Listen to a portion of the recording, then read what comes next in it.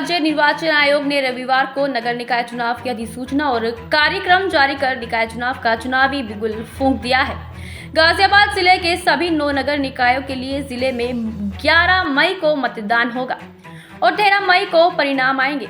गाजियाबाद जिलाधिकारी ने press conference करके पूरी चुनाव प्रक्रिया की जानकारी साझा की है। गाजियाबाद में नगर निकाय के अलावा 4 नगर पालिका और 4 नगर पंचायत है। यहाँ दूसरे चरण में चुनाव होगा और 13 मई को मतगणना होगी। गाजियाबाद कलेक्ट्रेट में आयोजित पत्रकार वार्ता के दौरान जिलाधिकारी आर के सिंह ने बताया कि गाजियाबाद में दूसरे चरण दौरान चुनाव निश्चित हुआ है। गाजियाबाद में नगर निगम के अलावा 4 नगर पालिकाएं लोनी, मुरादनगर, मोदीनगर और खोड़ा मकनपुर है। साथ ही 4 नगर पंचायतें डासना, फरीदनगर, पतला और निवाड़ी है। गाजियाबाद में दूसरे चरण के दौरान 17 अप्रैल को नामांकन दाखिल करने की प्रक्रिया शुरू होगी और 24 अप्रैल को नामांकन दाखिल करने की अंतिम तिथि रखी गई है। 25 अप्रैल को नामांकन की समीक्षा की जाएगी। साथ ही राज्य निर्वाचन आयोग ने नगरीय निकाय निर्वाचन की अधिसूचना जारी कर दी है और अधिसूचना जारी होने के साथ ही आदर्श आचार संहिता प्रभावी हो गई है। निर्वाचन जो है वो 2 चरणों में संपन्न कराने की अधिसूचना जारी हुई है। जनपद गाजियाबाद जो है द्वितीय चरण में आया है और इस द्वितीय चरण का जो मतदान है वो 11 मई 2023 को संपन्न होगा और मतगणना जो है वो 13 मई 2023 को संपन्न होगी। इसमें जो है हमारा जो अधिसूचना जारी जो हमारे जनपद में होगी द्वितीय चरण की, वो जिला निर्वाचन अधिकारी के माध्यम से 16 अप्रैल को जारी होगी। साथ ही जो हमारे आरोज हैं, जो आरोज जैसे मेयर पद के लिए जो आरोह हैं, इसी तरह से पार्षद पद के जो आरोह हैं, नगर पालिका अध्यक्ष पद के जो आरोह हैं और नगर पंचायत पद के जो आरोज हैं और जो सभासद पद के आरोज हैं, वो सभी अपनी अधिसूचना 17 अप्रैल को जारी करेंगे और 17 अप्रैल से लेकर के 24 अप्रैल तक नाम निर्देशन पत्रों को जो है वो जमा करने का समय रहेगा और इसी दौरान नाम निर्देशन पत्र जो है वो खरीदे जा सकेंगे।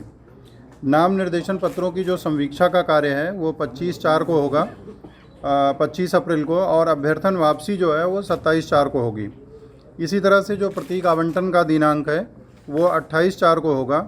मैंने जैसा कि पहले बताया कि मतदान का दिनांक 11 मई है और मतगणना 13 मई को संपन्न हो जाएगी। ये जो हमारा जो चुनाव का कार्यक्रम है मुख्य रूप से, उसके बारे में मैंने आपको बताया। हम लोगों ने जो निर्वाचन से संबंधित जो व्यवस्थाएं की हैं उसमें जो सबसे पहला बिंदु आता है वो आता है मतदान कार्मिकों का। हमारे जनपद में जो हमें मतदान कार्मिकों की आवश्यकता होगी मतदान संपन्न कराने के लिए, लगभग 13,000 मतदान कार्मिकों की आवश्यकता होगी। इसमें से जो हमारा जनपद का डेटा है वो ऑलमोस्ट हम लोगों ने जो है इसमें से करीब जो है 8,000 मतदान कार्मिक हमारे जो है जनपद में उपलब्ध हैं और हमें 5,000 मतदान कार्मिक जो है हमारे वो हमें मंडलीय पूल से माननीय आयुक्त महोदय के द्वारा जो है प्रदान किए जाएंगे, जिनके माध्यम से हम लोग मतदान कार्मिकों की ड्यूटी लगाएंगे। इसी तरह से हम लोगों ने मतदान कार्मिकों के प्रशिक्षण की भी व्यवस्था कर रखी है और उसमें जैसा कि हम सभी जानते हैं कि चूँकि महापौर का हमारा नगर निगम का जो निर्वाचन है वो इलेक्ट्रॉनिक वोटिंग मशीन के माध्यम से होगा और इस कारण से हमें जो है वो जो मतदान कार्मिकों का प्रशिक्षण है वो छोटे छोटे बैचेज में हमें कराने हैं और इसके लिए हम लोग, जैसे हमारा अभी विधानसभा निर्वाचन हुआ था तो उसी के दृष्टिगत जो कार्मिकों के प्रशिक्षण की व्यवस्था थी उसी तरह की व्यवस्था प्रशिक्षण की इसमें भी हम लोग बनाएंगे और अच्छे से प्रशिक्षण करा करके निर्वाचन संपन्न कराएंगे।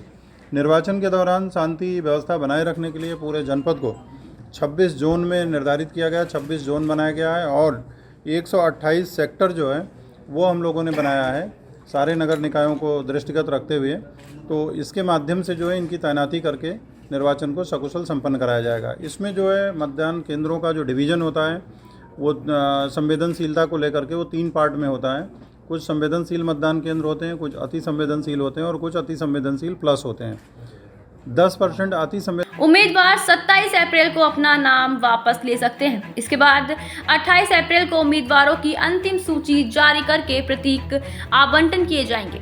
चुनाव सकुशल संपन्न कराने के लिए लगभग 13,000 मतदान कर्मियों की आवश्यकता होगी, जिसमें 8,000 जिले में काम कर रहे कर्मचारियों को ट्रेनिंग देकर मतदान कार्य संपन्न कराए जाएंगे।